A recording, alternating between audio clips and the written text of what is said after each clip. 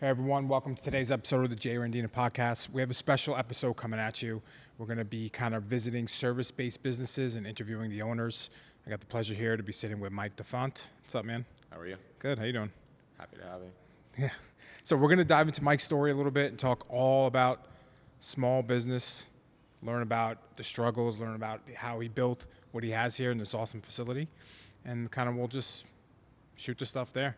I think it's important for us. We're going to try to deliver as much knowledge as we can. So if you guys get any knowledge, just share, like it. Help us spread the word. We're trying to teach people about small business and service-based business and how to grow it.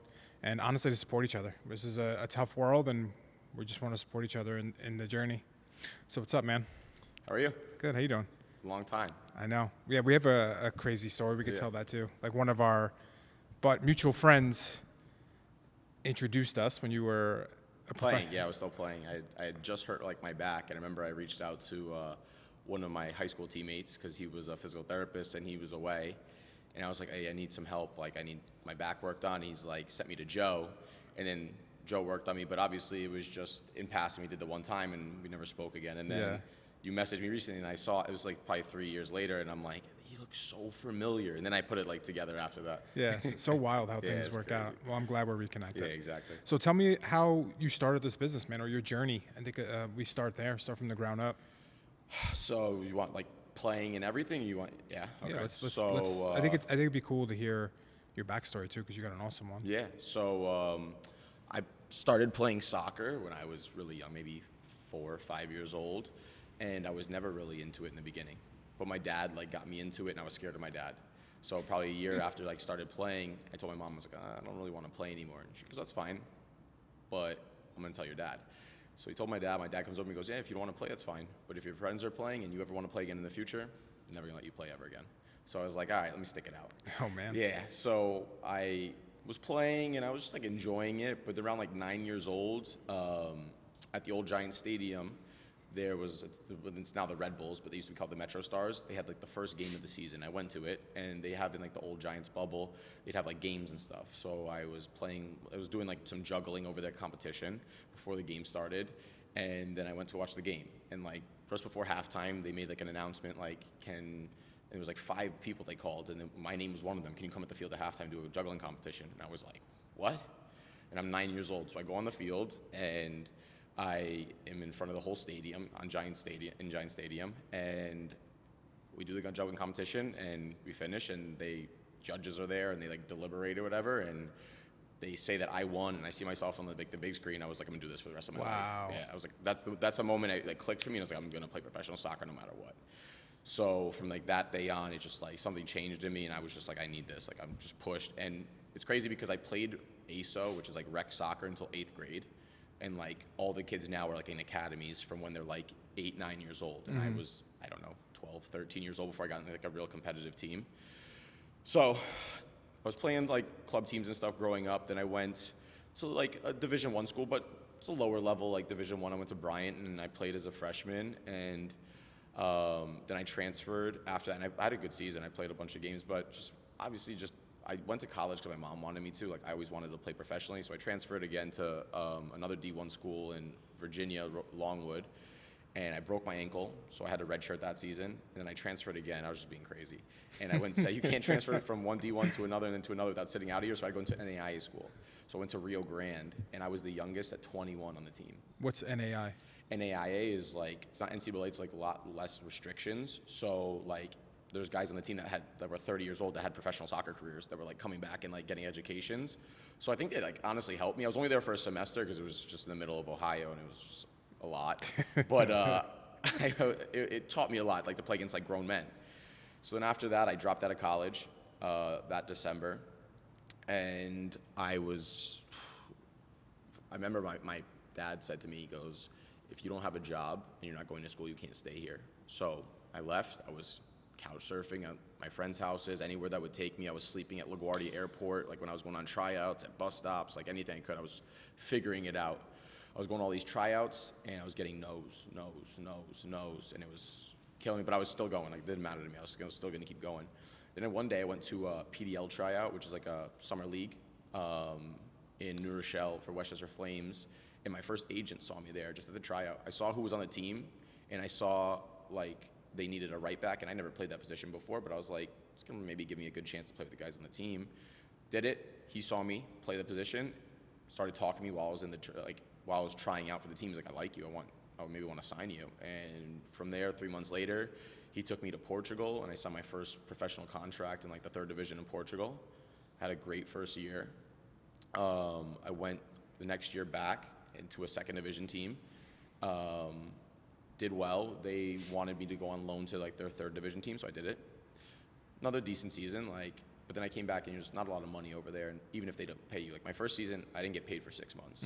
Like it wasn't a lot of money I was making anyway. It was enough for the flight there and back at the end of the season. And How did you get by?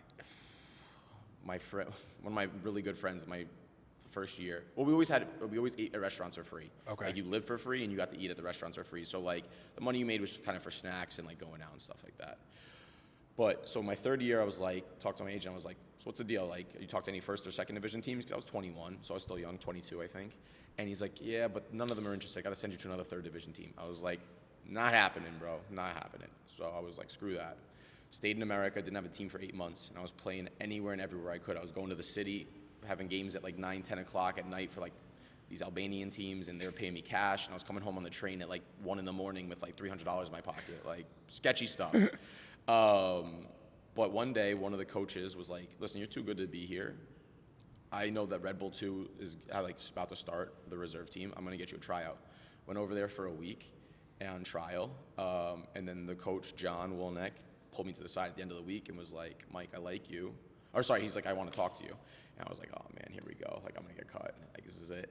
Comes over, he's like, I like you, I want to sign you. And I remember just crying. Someone wanted me again after like 8, 9, 10 months of just not playing and not having anything. It was tough. That year was a great year. I was captain, I had the most minutes, most starts, most appearances. I got pulled up to the first team to play against Chelsea, which is like one of the best teams in the world. We beat them. So at the end of the season, I'm thinking, I'm about to go to the first team. No, they released me.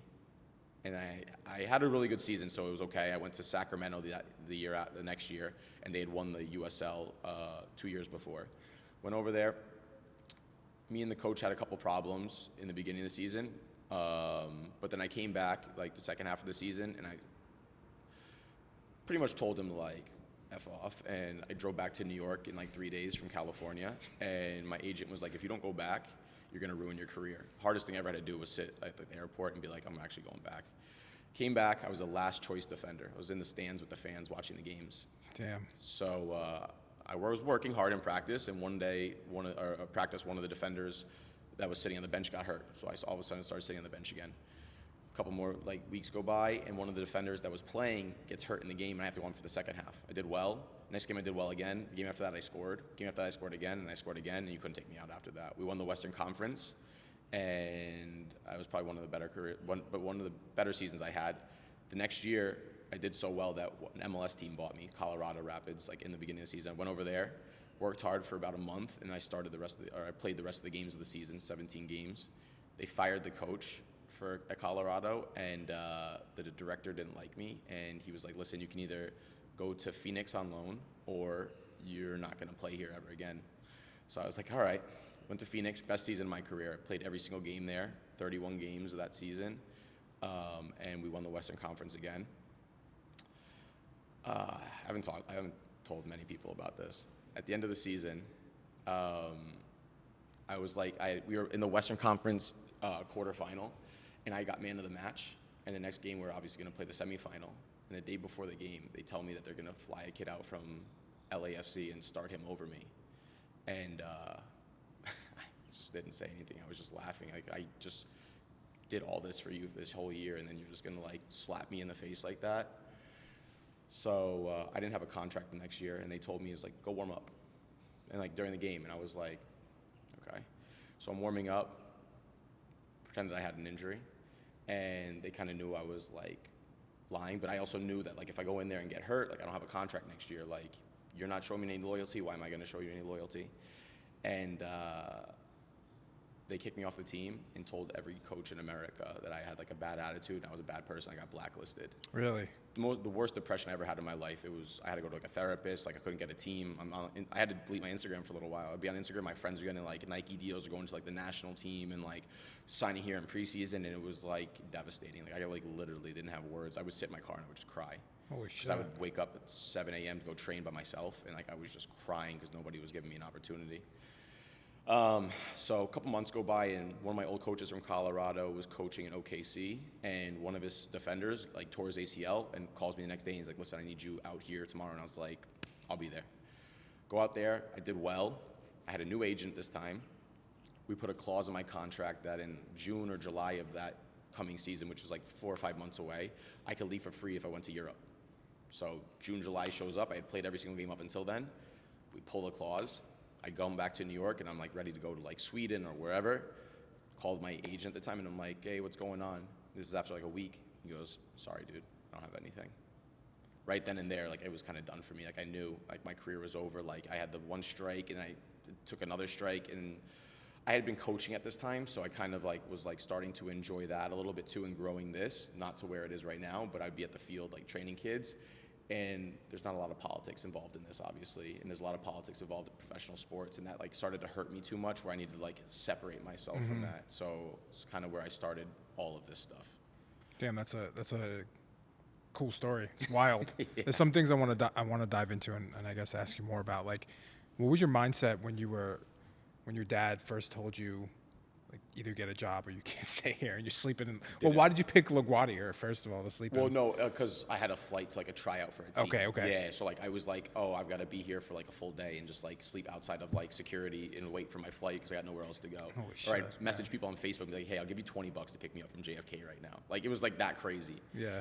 But I didn't care. Like I just knew what I wanted, and it didn't matter to me what I was gonna have to do to do it. Like whether my family was with me or not, like I was gonna figure it out one way or the other. Have you always been that way? I felt like when I was younger, like I relied on my family a lot, and as I got older and I started to like realize I can do everything on my own too, like I didn't need anybody anymore. But like I feel like when I was younger, I wasn't sure that I could always do that. Yeah. Do you think that skill though, like, because obviously that type of story not everyone can do, right? If someone, a regular person with a mindset who wasn't so gung-ho on being a professional athlete, got hit with resistance like that, they would have just quit. Well, yeah. That's the thing is, I know a lot of people like that, just not even in trying to be professional athletes, just regular in life. You get one no and it's over. Like, You're like, or like your family's like, no, you can't do that. And all of a sudden they're like, yeah, all right, I won't do that. Like, for me, it was like, you're not living my life. You don't have to be in my shoes for the rest of my life. Like, I'd rather say, like, I did everything I could to fulfill what I want to do since I was little. Like, I don't want to go to college. Like, I don't want to get a normal job. Like, I want to do this. So I was like, I'm going to do everything I can. And you know what? At the end of the day, if I didn't do it, at least I said I could try. Yeah. And that mindset, did you have to self-instill? Like, you had to really learn that yourself, or was it people around you got help? Honestly, it came to me. Like, It wasn't like someone like instilled it in me. It was like, it was just like me. Like, I just knew. I knew my dad was really hard on me and my brother when we were younger playing too. And like, I trained so hard not to disappoint him. So like, I think it was part of that too, where it was like, I was always training to the point where I wanted, and it got to a point where I didn't need to train for him anymore. I was training for myself to do what I needed to do, and that's what changed when I was able to play professionally after that. Yeah, that's wild. Like, I always like to find out people who are successful entrepreneurs, business owners, like where they started, because this is very similar, right? Like, how many no's do you get? Yeah. Shit, like sometimes you're crying at night, you're not sleeping, and it's interesting that stuff has been embedded in you since you were a kid, so that's pretty cool. Yeah. I mean, I couldn't imagine sleeping in frickin' the airport, not having a place to stay. That's wild. Fun times. It builds character. For sure. How did you push through though? Like, what was your mindset? Honestly, it was just literally like, I'm going to play professional. Like, it didn't matter to me. Like, I just knew what I wanted. And the reason I had to go to Portugal is because there wasn't enough opportunities here. But like, that was just another thing. Like, it didn't matter to me how I was going to do it. I remember being on the flight over my first year when I went to Portugal. I didn't know how to speak one word of Portuguese. And I remember we were about to land, and I was like, what am I doing? Eventually, I was able to like learn it and like be there long enough where I could speak it and stuff like that. But that was a very scary time for me. It was like not knowing, and obviously it was fun because I knew I was like trying to fulfill a dream, but it was also scary because now my parents aren't even remotely close to being able to come near me and help me or whatever. It was just me on my own. I had to figure it out. And the thing is, no matter what, you always figure it out. Like there's always people around that are going to help you. Like you meet new people, you make new friends. That's why I feel like the best times in my life was when I was uncomfortable. I enjoyed going to new cities. I enjoyed playing for new teams because I have so many friends. I can go to so many cities in America or anywhere, and like I know people that I can hang out with or stay with if I needed to. Never would have happened if I stayed in my comfort zone. Yeah, that's very true. Since you're with a lot of kids right now, like training them and stuff, do you think that mindset can be taught, or do you think a lot of kids are just born with it? It's tough. It's one thing that parents want me to teach their kids, and it's the hardest thing. Like I try to give them a taste of like what like I feel and like it is, because this is why like I'm passionate about coaching, because I want these kids to go as far as they can. Whether it's you want to play JV soccer, varsity, you want to play in college, you want to play professionally, like it doesn't matter. I'm trying to help you get there. But it's hard. Like I can't light a fire in somebody, and that's the hardest thing to do. I can't make that fire inside of you, and I didn't have it my whole life. Like I used to hear it all the time. It was like, you don't have that fire, you don't have that fire. And I didn't know what it meant until like one day it got lit, and that you couldn't put it out. Like even to this day, like when I'm passionate about something, you can feel it. Like I can feel it. Like even speaking right now, like I can feel like I have a fire like about this type of stuff and like everything that's going on. Like some people just, I don't think they have it, and like I can't give that to them. Interesting. Yeah, that's an interesting one. Like if it's teachable, because I think about the same thing, right? Yeah. Like a lot of people don't have that, and like how much can you teach them? No, and the thing is, sometimes I feel like I waste my own breath on it, because I'll be like, you need to train harder, you need to do this, you need to do that, like, and I know that they're not going to do it, and like, but that's okay. Like you don't need to be like me. But if you want to get to places I got to or farther, like I hope you go farther than me. You need to have like a similar mindset to how I did. Yeah. But they don't understand what that is, or people think it's crazy too. Like I didn't go to It parties. definitely is crazy. Yeah, but yeah. You have to be different. Yeah. You have to be crazy and different. That was my thing growing up. Is I was, people knew I was always at the field training. Like I was crazy. Like I was gonna do whatever. And it's weird. Like people probably think it's weird, but like I also lived a different life than people lived. Like they maybe lived a very normal life, and I got to travel all over the place and play in front of 40, 50,000 people, and like I don't think you just do normal things and be able to do that. Hell yeah. So what facilitated you opening up like this facility, and like how did this really start? So when I kind of came out of playing, I was still kind of trying to. I came back to like New York, and I was coaching for a couple clubs, just trying to get involved, and I was like coaching, and I was like, how am I gonna make money now? And I had a couple individual clients, and it was maybe, I have the spreadsheet still. I look back, and I was maybe making $100 a week from it. And so I had to coach for clubs. I was doing after-school programs in like Terrytown. Anywhere and everywhere I could coach, I was coaching. And then eventually, like something just started to catch on, where I started to get a couple more clients. And COVID hit, and I started to get a lot more clients because people don't want to be in teams anymore. My toughest thing, though, was I was always at the fields, and so it was weather permitting. I would be out there like shoveling the snow 30 minutes before a session, like if I want to get a session in. But how many parents really want their kids training outside in 20-degree weather? Like I'm crazy, I'll go out there and do it, but like I don't know if you want your kid doing it. Yeah. So we used to lose a lot of clients then, and also when the time changes, like I can only coach till 5 o'clock. There's no lights. I couldn't coach anymore. So it got to a point where I was able to have enough clients, and we started to train in a Zumba room in the winter, right on like Main Street in Ossining. Not big at all. I want to say it was maybe 30 feet by 30 feet if I was lucky. And somehow me and my brother were able to like just make it work. And we kept a lot of clients, and we started to gain more clients. And from that point, and it cost us $25 an hour. So I would text the lady that morning, be like, I need 5 and 6 o'clock today. And the funny thing was the lady also like ran a juice company. So like there'd be guys walking in as we're training, like drinking juices and stuff. It was insane. Yeah. But We have footage of that. yeah, You know? I wish. No, we don't. But it got to the point though where I felt comfortable enough that I could like take on this. Like I was scared like always about leases and renting and stuff like that, but I was like, I knew I needed to like have my own indoor space. I got to the point where I was so like, and I feel like you manifest things. Like I know I manifested playing professional soccer, and I knew I was gonna manifest like an indoor facility. I didn't know how it was gonna happen, but I was trying to get $1 million loan. I had everything figured out to build my own indoor facility. Come to find out, there was never gonna be a possibility here in this town, but like I put everything in place that I could possibly do to try to figure that out, and all of a sudden this happened. I found out about this indoor place, and I remember the owners like, they were skeptical because they had a baseball company in here. I think they just like left on them during COVID, and they were very skeptical of having another sports company come in. And I remember I had to put 6 months down. straight up, or I couldn't have the place. Oh, wow. Yeah, and I put like my name and everything on this, and after the 6 months were up, they made us put another 6 months down, and it didn't matter to me because I knew like this was gonna keep growing, and it just kept growing and kept growing, kept growing, kept growing. So I was telling you before, our first summer, I came up with like starting to do like a summer camp, and I think we had 12 kids, and it was just one group. And now we've got 2 high school groups, a college group, and a middle school group, and we have usually 60 kids we train a day off that. It's amazing. And this year, hopefully, we're gonna start an elementary school group. So dope, man. That's a cool story. It's like, I always talk about bootstrapping too, and it's exactly what you did. You're bootstrapping now. You have this awesome facility, and you're looking for a bigger space, right? Yeah. Well, we'll see. Build we're good where we're at right now. Gotcha. Yeah. Build $1 million in Westchester's not going far. No, That's very the sad far. part, you know. We think it's so big and so Yeah. far, but it's like here, it's not. No, you can't get much for your money here. So, what were the biggest struggles when you were first coming up? Like, I know you said a little bit about fear, but starting your business, what were some things that were really you hit the wall that you had to break through that you noticed reflecting or things? Well, I just remember being like, is this sustainable? Like, do I have enough kids to train that like are gonna want to keep training, that like I can make a living off of this and be like a professional trainer?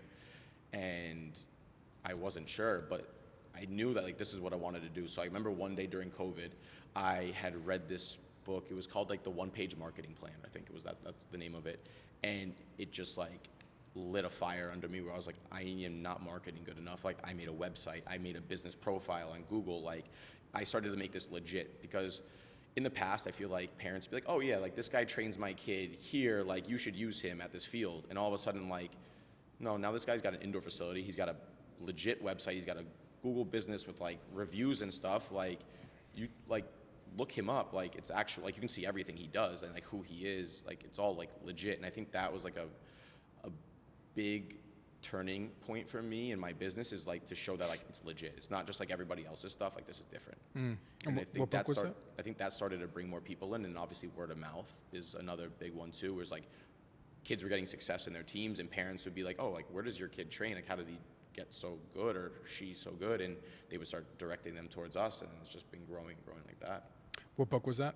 I think it's called the One-Page Marketing Plan, if I remember correctly. I have it in my house still. I've read it like 2 or 3 times. That's a good like book to throw away out there so people can understand what you did to build this. I mean, because now it is like, I come in here, this is a legitimate business. Yeah. It's not just like someone at the field. I think one of the big things too that helped me grow my business is, like, my thing has always been like, you have to give people more than they're paying for. Make them feel like they're getting more than what they're paying for.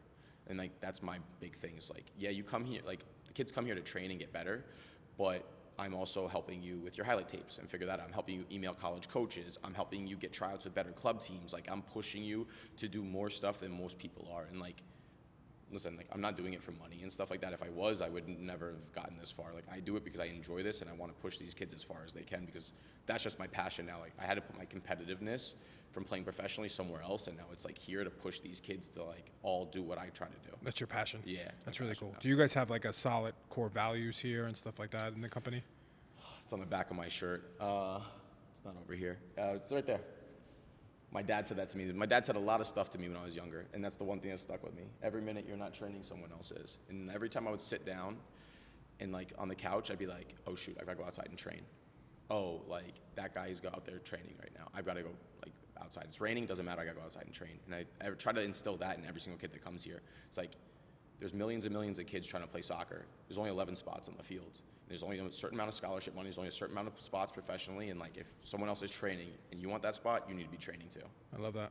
Yeah, So that's a good life thing too, man. Like, Yeah, your oh, dad yeah. saying that, like it's not just training; it goes to everything. If you're not developing, if you're not pushing yourself, if you're not getting out of your Someone else comfort zone. will do it. Yeah. Take it. When you first got this spot, it was just you. You said before your brother was Me and my involved. brother. Yeah, Is he me still and- with you? Yeah. Me and my brother. We run this full time. Then we also have a third trainer right now, is Alex, and we trained Alex when he was 16 years old. He just graduated college, and now he's like full time with us also. That's amazing. Yeah. So when you were first starting, like, how did you and your brother navigate it? Like, how did you actually make money? Man, so when we first started, there was a place called On Track in Terrytown, and we became pretty close with the owner of it.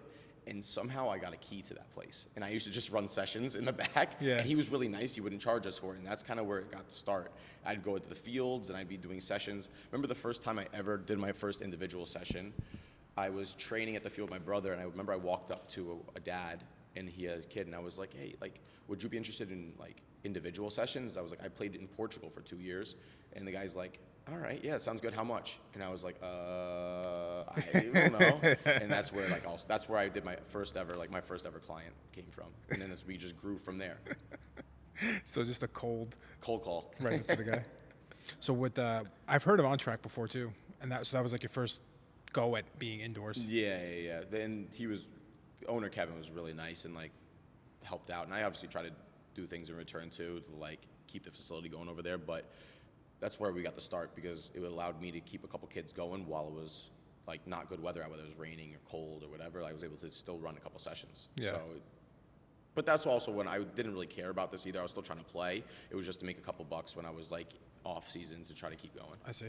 How did you survive when you came to this place and you put 6 months out? Like, did you have another job? Like, were you still working? Like, how many hours did you put in? And the reason I ask these questions is like, for people who are thinking about starting a business or have a business, like, I want them to have a real glimpse of what it takes to actually be successful. So this was scary. First time I got this, like when me and my brother put the money down, it was scary. I mean, obviously it was one of my brothers, so we were able to split it like half and half, but it was scary because I was like, well, now we've got an indoor facility and like I've got to fill up hours and like I don't know that we can fill up all the hours. And I was like, how are we gonna make the money? And like, thank God we always did, and we were able to like come through and do what we need to do and just build and grow and everything. But it was scary until you start to like, once there's a fire lit under you, like then you start to have to figure it out. And like I think this was the best thing that ever happened because I was like, I need to figure this out or like there's gonna be a problem. Mm-hmm. And like when you feel that like stress, you always figure out a way. Like there's no way you're not gonna figure it out. Yeah. I think that's what pushed me to like keep this going. Nice. How many hours are you putting in a day? That's the scary thing. I think it was started at like 2 to 3, and now I'll be here 4, 5, 6 hours. In the summer, I'm here for 10 hours a day. Yeah. And it just keeps growing and growing. So like, I mean, obviously I only have a certain amount of hours I can coach a day before I die. But so many kids you can handle. Like in the summer, I'll do 14 miles. I look at my watch at the end of the day, and it's 14 miles. Just like walking. In here. Wow. Yep, in here. And but you know, there's always some way to figure it out, like whether I need more trainers or whatever. But like, I always want to be here because like, I think you set a standard for your own business, and no one's gonna run your business like you do. And so obviously people come here because there's a certain way I run it, and they like my personality, and like obviously I can have other trainers coming in and out, but like there needs to be like a certain quality, and I think that I need to always oversee that quality, because the moment I don't do that, I'm not trying to be a franchise. The moment you have a franchise, it gets watered down. Yep. And that's what I'm trying to like stay away from, is like, if I'm gonna have someone run this with me, they need to have the same standard I have. What's your goals for this? Like, where's your vision for the training program? Sometimes I take it day by day, but then other times I'm like, I want to grow it and then like make it into a club one day. I'm not sure. It's like really the sky is the limit, because I didn't never think that this was even possible. Like you told me 4 years ago, hey, listen, you're gonna have an indoor facility, and you're gonna have X amount of kids that you have to train every single day. I've been like, you're out of your mind, man. Like that's not even realistic. Yeah. But I feel like it's a good Will Smith quote that I used to live my life by. Being realistic is the most commonly traveled road to mediocrity. And like that's what that always stuck with me too. Is like you can't be realistic. Like why would I not say like, hey, maybe I'll be the best professional trainer in the whole entire world, and maybe I'll train Real Madrid, because like if I don't put that out there, then it's never gonna happen. But like, and you might say I'm crazy or stupid or whatever, but like you're not. People are going to ask how you did it once you get there. Yeah, for sure. And if you have self-belief, it doesn't even matter. Exactly. No, the thing is I've been judged my whole life. Like I know who I am. I know what I bring to the table. I know what I'm good at, and like what other people's opinions of me doesn't matter. Yeah. Like I've heard the craziest stuff playing professional soccer. I've had death threats. I've had the X, Y, and Z. Like there's really nothing someone could say to me that would affect me, because I know who I am and what I've been through. Yeah. And I think it's a valuable skill as a business owner, because we're always going through rejections and people talking shit. Exactly. There's always somebody saying something. It's going to be a part. It's always a part of it, right? Yeah. What are some things, like, for people who are thinking about starting out, that you would recommend to them? Like starting a let's talk service-based business. Like, hey, you better make sure you do this, this, and this to really get the ground. I would say to make yourself identifiable online. People are always going to research you before they come to you. So like having a professional looking website is like a key. Having a Google business profile is key. But then having like, you need to provide a good service. So like I said before, like I think providing people with more than what they're paying for is the biggest key. And then that retains that client, but also they're way more likely to recommend you to somebody else, and that's the best marketing tool I've ever had in my entire life. Like I was telling you before, like I used to put out flyers, I used to try to do Instagram ads, Facebook ads, like yeah, you might get one or two, but that's not where your like real clients are coming from. Your clients are coming from a base that goes out and like pushes your brand to other people. And then also I try to push it too, is like t-shirts, like people like I have these t-shirts and like kids want to wear them because it's got like the logo on the back and they look cool, they're all different colors, but then also when they go out, people are like, oh, what is that? And all of a sudden it's like a talking point too. It's like marketing. Yep. Yeah, very true. So marketing, brand, Yeah. that's good base knowledge. Now, how do you tell people who are fearful? Like what are some ways to combat the fear if they really want to start, but they have that unrelenting fear about it? I would say if you don't do it, you're going to be in the exact same place anyway. So what happens if you fail? No difference to where you're at right now. Like, why not try it? I think being comfortable is so boring. The times I felt most alive is when I was uncomfortable. Like going somewhere new, having to make new friends, like being on a new team, like starting this. Like this was scary. Like to take this on, to have to like, oh shoot, all of a sudden I've got to pay utilities, I've got to pay rent, I've got to get insurance, I've got to like figure out like a legitimate business. Like it's scary, but like it's not unattainable. Like you can teach yourself anything. Like I've taught myself everything from YouTube. Like YouTube, TikTok, you can learn anything you want to learn. So I think like if you educate yourself enough, it's not as scary anymore. Yeah, so true. Education. Yeah. You just don't want to get analysis paralysis, right? Like a lot of people like yeah. analyze, and never take action. And action is something that you need to do to be successful. And if you have any inkling or dream to do it, you got to do it. Oh yeah, 100%. That's the craziest My thing, as I was telling you before, is I'm impatient. So like when I do something, I do it. Like when we talked about real estate before, I was saying like I got the bug and all of a sudden I did it and I bought 3 houses in a year. And like that's insane. Like I would never recommend that to somebody. That was bad. That's something bad I did. But it's just like I took action though, and like I learned. Like if I never did that, like I researched for a year and a half before I got involved in real estate, but I only really started to learn once I was involved in it. Once I owned my first house, then you start to figure out what it's all really about. Yeah. And then that's when you get like the best education. You can only go and learn so much online before you need to get your feet wet. Yeah, 100%. I couldn't agree more, man. And I also think there's a lot of people who need to hear this to see if they even should do it, right? Yeah. Like I met a ton of people who think they want to do it, and they see what it actually takes to run a business. A successful business takes a lot. Well, I think that's the thing too, is like you need to be willing to put in time that you're not going to get compensated for the future. Like I can't tell you how many countless hours in the beginning that like I didn't make much money, but I knew like it wasn't even something I was thinking about money in the future. It was just I'm passionate about it. Like I'll go watch your kid's game. Like I know I'm not gonna get paid for it. I still do it to this day. I'll go watch kids' games. I'll like talk to them after the game with their parents. I don't make any money from it. I just enjoy doing it. I know that's something valuable for the parents and like the kids as well.